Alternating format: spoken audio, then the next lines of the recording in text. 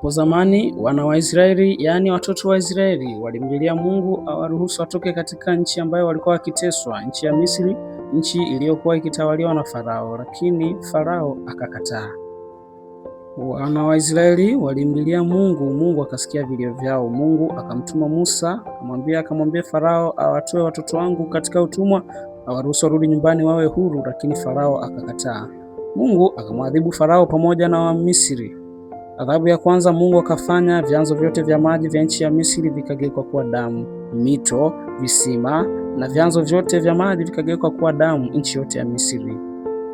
Adhabu ya pili, Mungu akajaza viura wakajaa katika nchi ya Misri, iwe ndani, iwe nje ya nyumba, iwe katika mazingira yoyote, nchi nzima ya Misri viura wakajaa mpaka ndani kwa Farao na ndani kwa wakazi wote, lakini bado Farao akafanya moyo kuwa mgumu.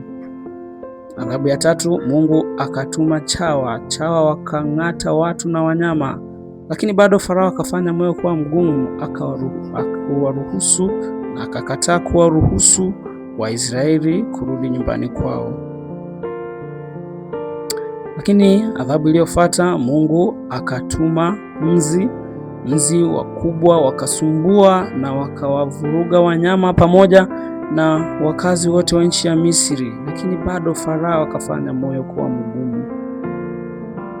Na Farao akaendelea kufanya moyo kuwa mgumu, hakuwaruhusu wa Israeli kurudi nyumbani kwao.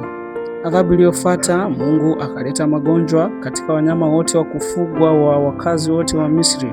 Wanyama wote nchi ya Misri wakafa. Lakini pamoja na hayo bado Farao akakataa kuwaruhusu Waisraeli kwenda nyumbani kwao. Adhabu iliyofuata, Mungu akafanya majipu katika miili ya wa Misri, majipu makubwa na majipu yaliyosumbua sana, lakini bado Farao akafanya moyo kuwa mgumu. Farao bado akakataa kuwaruhusu Waisraeli kurudi nyumbani.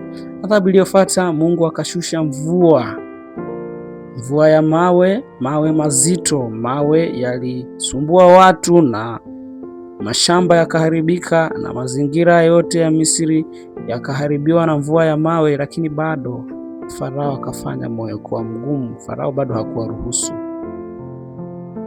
Mungu akashusha nzige wakajaa katika majani na mimea na mazao yote ya Misri, na nchi yote ikaharibiwa na nzige hao, lakini bado Farao alifanya moyo kuwa mgumu, akakataa kuwaruhusu Waisraeli.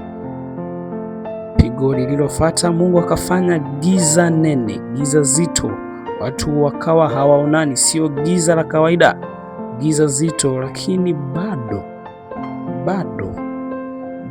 Farao alizidi kufanya moyo kuwa mgumu.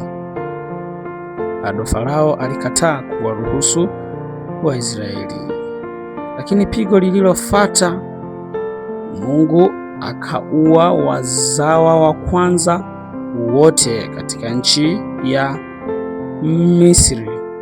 Ikawa msiba kila nyumba, watu wakalia sana, wakafanya misiba kila kona, kila nyumba ilikuwa na msiba, lakini bado Farao alikataa. Hatimaye Farao akaruhusu Waisraeli warudi nyumbani, japo waliruhusu shingo upande, lakini Waisraeli wakakusanya walivyokusanya, wakafurahi. Sasa wanarudi nyumbani, wakakusanya walivyokusanya na wakarudi nyumbani.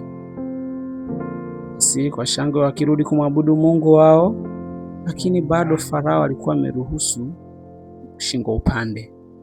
Baadaye Farao akawaza, ni kwa nini nimewaruhusu watu hawa waondoke?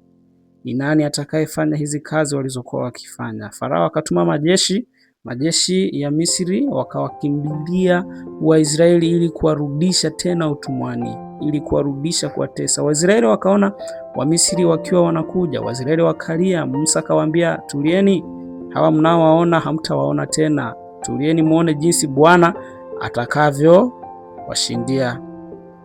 Musa akawatangazia habari njema, akasema, tulieni, maana Bwana anaenda kuleta wokovu. Na hatimaye Waisraeli walishangaa, wakaona baada ya Musa kunyosha fimbo yake, Mungu akaipasua bahari. Mungu akatengeneza njia baharini. Waisraeli wakapita. Naam, ninaamini walipokuwa wakipita walikuwa wakiona samaki pembeni mwa kuta za maji. Naamini walikuwa wakiona samaki wa aina mbalimbali na viumbe wa majini huku wakivuka. Naamini wakiangalia pembezoni mwa kuta hizo za maji. Naamini walikuwa wakiona viumbe wa Mungu na wakimsifu Mungu kwa uumbaji huo. Mimi ndivyo ninavyoamini. Lakini jeshi la Farao nalo liliingia majini ili kuenda kuwachukua watoto wa Mungu wa Israeli, lakini hilo jeshi la Farao likafunikwa na maji na wakafia hapo. Hatimaye Waisraeli wakaimba nyimbo za kumsifu Mungu, wakimtukuza kwa ukombozi wao, jinsi ambavyo Mungu amewaokoa kutoka mikononi mwa Farao. Wakaimba nyimbo za kumsifu Mungu wakibubujikwa na machozi ya furaha. Hii ni Toto Yetu Channel.